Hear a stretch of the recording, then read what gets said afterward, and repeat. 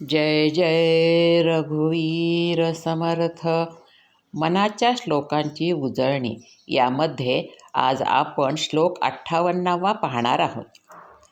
नको वासना विषयी वृत्तिरूपे, पदार्थी जडे कामना पूर्वपापे, सदा राम निष्काम चिंतित जावा, मना कल्पना लेशतोही नसावा.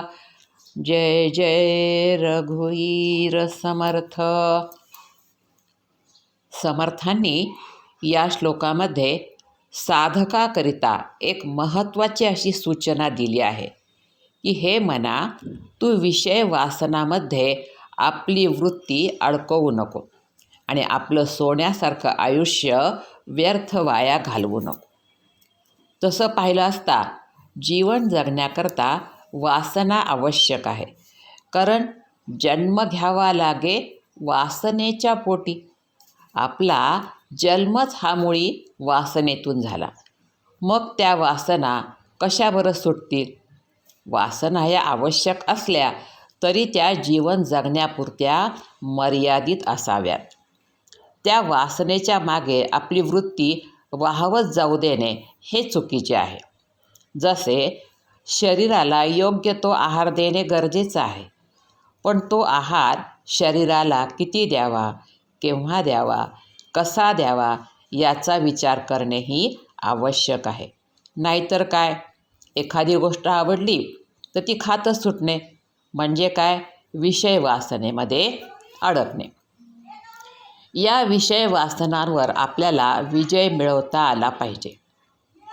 रामदास स्वामींनी वासनेला जिंकण्याकरता एकदा काय केले तर त्यांना खीर खाण्याची वासना झाली आणि ती वासना मोडून काढण्याकरता त्यांनी आकंठ खीर प्याली.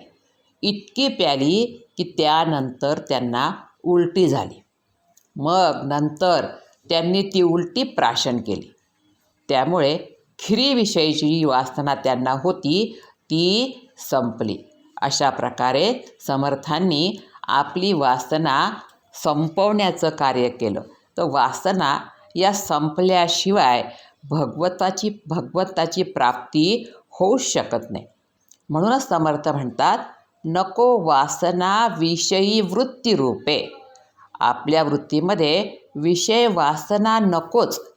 समर्थांनीच आपल्या करुणाष्टकामध्ये एका ठिकाणी म्हटलेलं आहे, विषयजनित सुखे सौख्य होणार नाही. म्हणजे विषयांच्या मागे लागल्याने, त्याच्या मागे धावत सुटल्याने आपल्याला सुख मिळणार नाही. या विषय वासनेने जे सुख मिळते ना ते क्षणिक असते. त्यामागे धावल्याने आपण त्या शाश्वत सुखाला मुकतो. आपल्या विषय वासना वृत्तीमध्ये का अडकतात? तर समर्थ पुढे म्हणतात की पदार्थे जडे कामना पूर्व पापे. आपली पूर्वजन्माची, जन्मजन्मांतराची जी अनेक पापे असतात ती आपल्याला भगवत प्राप्तीच्या आड येत असतात. एकनाथ महाराजांनी एका ठिकाणी म्हटलं आहे, एका जनार्दनी भोग प्रारब्धाचा, हरिकृपे त्याचा नाश होय. आपली पूर्वजन्माचे प्रारब्ध भोग आपल्याला सुटत नाही आणि त्यामुळे वासनाही सुटत नाही. मग त्यापासून जर आपल्याला आपली सुटका करून घ्यायची असेल तर साधकाला हे लक्षात ठेवलं पाहिजे की हे हरिकृपेशिवाय शक्य नाही. मग त्याकरता काय करायचं तर सदा राम निष्काम चिंतित जावा. सदा नेहमी त्या भगवंताचं चिंतन हे निष्काम भावनेने करावं. भक्तीचे 2 प्रकार आहेत, सकाम भक्ती आणि निष्काम भक्ती. सकाम भक्ती म्हणजे भगवंताकडून काहीतरी प्राप्त करून घ्यायचे असते, काहीतरी मनामध्ये कामना ठेवून ती भक्ती केलेली असते. पण असे केल्याने काय होते की आपली मनोकामना एखाद्या वेळेला पूर्ण होईल, पण भगवत प्राप्ती मात्र होणार नाही. भगवत प्राप्तीकरता निष्काम भक्तीच आवश्यक आहे की हे भगवंता, मला फक्त तूच हवा आहेस, दुसरं काही नको, अशी ती भावना असली पाहिजे. समर्थांनी एका ठिकाणी म्हटले आहे, मना वासना वासुदेवी वसुदे. म्हणजे आपल्या ज्या विषय वासना आहेत त्या ऐहिक सुखाकडे न लावता त्या वासुदेवाच्या चरणी समर्पित कराव्या. कारण आपण बघितलं ना की कल्पना ह्या आपल्या आयुष्याच्या अंतापर्यंत राहणारच आहेत. मग त्या वासनेला योग्य ठिकाणी वळण लावावं, जेणेकरून भगवंताकडे आपलं मन वळवलं की आपल्याला त्याची प्राप्ती होईल. आपल्या इंद्रियांना चांगल्या सवयी पण लावल्या पाहिजे. तुकाराम महाराजचा एक प्रसिद्ध आणि सुंदर असा अभंग आहे. त्यात त्यांनी आपली सर्व इंद्रियांना ईश्वराकडे वळवले आहे. तुकाराम महाराज म्हणतात, घेई घेई माझे वाचे, गोड नाम विठोबाचे. घेई घेई माझे वाचे, गोड नाम विठोबाचे.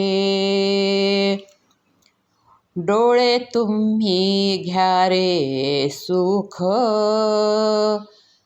पहा विठोबाचे मुख. तुम्ही ऐका रे कान, माझ्या विठोबाचे गुण. मना तेथे धाव घेई, राहो विठोबाचे पायी. तुका म्हणे राहो जीवा, सोडू नको रे केशवा.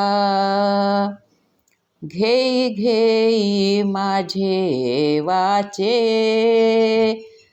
गोड नाम विठोबाचे. अशा प्रकारे आपल्या सर्व इंद्रिय विषयांना आग्रहपूर्वक भगवंताकडे वळवावे आणि निष्काम भावनेने त्या भगवंताचं चिंतन करायला पाहिजे.